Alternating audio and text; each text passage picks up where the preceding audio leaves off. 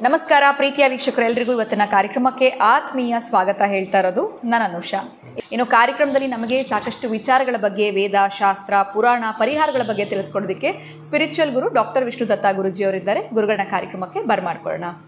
ನಮಸ್ತೆ ಗುರುಗಳೇ, ಕಾರ್ಯಕ್ರಮಕ್ಕೆ ಭಕ್ತಿಯ ಸ್ವಾಗತ. ಇನ್ನು ಇವತ್ತಿನ ಪ್ರಶ್ನೆ ಏನು ಅಂತಂದರೆ, ಎಲ್ಲೋ ಒಂದು ಕಡೆ ನಮಗೆ ಅದೃಷ್ಟ ಬರಬೇಕು, ಹಣ ಬರಬೇಕು ಅನ್ನೋವಂಥದ್ದು ಒಂದು ಕನಸು ಪ್ರತಿಯೊಬ್ಬರಿಗೂ ಇದ್ದೇ ಇರುತ್ತೆ. ಲಕ್ಕಲ್ಲಿ ದುಡ್ಡು ಬಂದುಬಿಟ್ರೆ ಚೆನ್ನಾಗಿರುತ್ತೆ ಅಂತ. ಸೊ ಎಲ್ಲೋ ಒಂದು ಕಡೆ ನಮಗೆ ಅದೃಷ್ಟ ಒಲೆದು ಹಣ ಬರಬೇಕು ಅಥವಾ ಅತಿ ಹೆಚ್ಚಾಗಿ ದುಡ್ಡು ಬರಬೇಕು ಅಂತಂದರೆ ಯಾವುದಾದ್ರೂ ಸಿಂಪಲ್ ಆಗಿರುವಂಥ ತಂತ್ರ ಇದೆಯಾ? ಏನು ಹೇಳ್ತೀರಾ ಗುರುಗಳು? ಓಂ ವಿಶ್ವಸ್ಮೈ ನಮಃ. ಪ್ರೀತಿಯ ಬಂಧುಗಳೇ, ಅಂದರೆ ಎಲ್ಲರಿಗೂ ಕೂಡ ನೋಡಿ ಬೇಗ ಬೇಗ ಏನೇನೋ ಬೇಕು, ಆದರೆ ಅಲ್ಲಿ ಅವರ ಶ್ರಮ ಕೇಳುತ್ತೆ.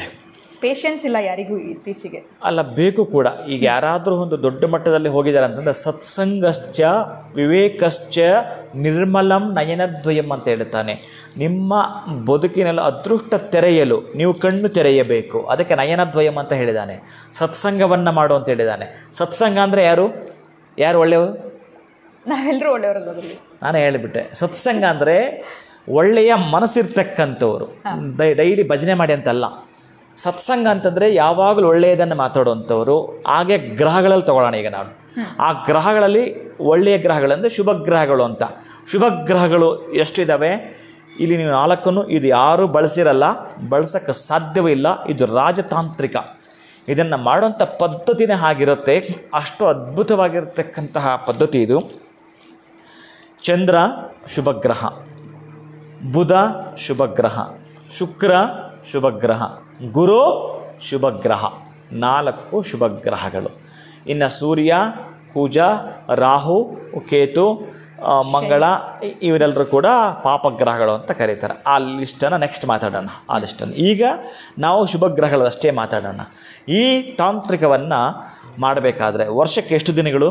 365. 365. 3 ಯಾರ ಸಂಖ್ಯೆ?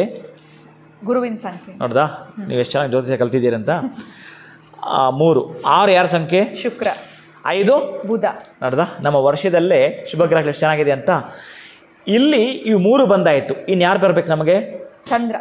ಚಂದ್ರ. ಆ ಚಂದ್ರನಿಗೆ ನಾವೇನು ತಗೊಳ್ತೀವಿ ಇಲ್ಲಿ ಸ್ವಲ್ಪ ನೀವು ಗಮನಿಸ್ಬೇಕಾಗಿರ್ತಕ್ಕಂಥದ್ದು, ಅಕ್ಕಿ ಹಿಟ್ಟು, ಹಾಲು. ಅಕ್ಕಿ ಹಿಟ್ಟನ್ನು ಹಾಲಿನೊಂದು ಕಲಿಸ್ಕೋಬೇಕು.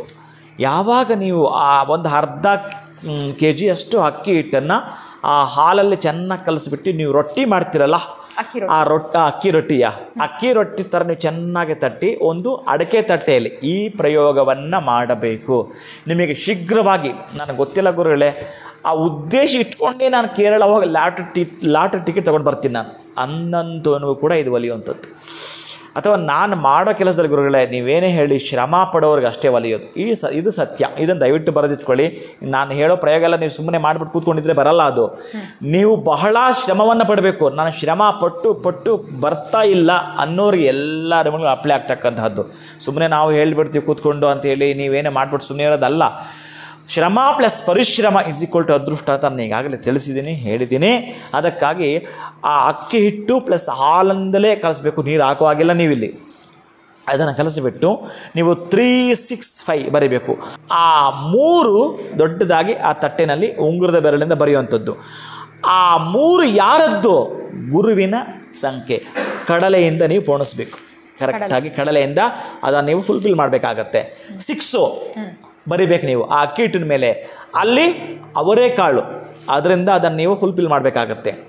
ಮತ್ತು 5 ಇದೆಯಲ್ಲ, ಆ 5 ಬುಧನ ಸಂಖ್ಯೆ. ಹೆಸರು ಕಾಳಿಂದ ಅದನ್ನು ಪೂರ್ಣ ತುಂಬಿಸ್ಬೇಕು. ಇಷ್ಟು 365 ಮಾಡಿದ್ದೀರಿ. ಮೊದಲೇ ಅಕ್ಕಿ ಹಿಟ್ಟು.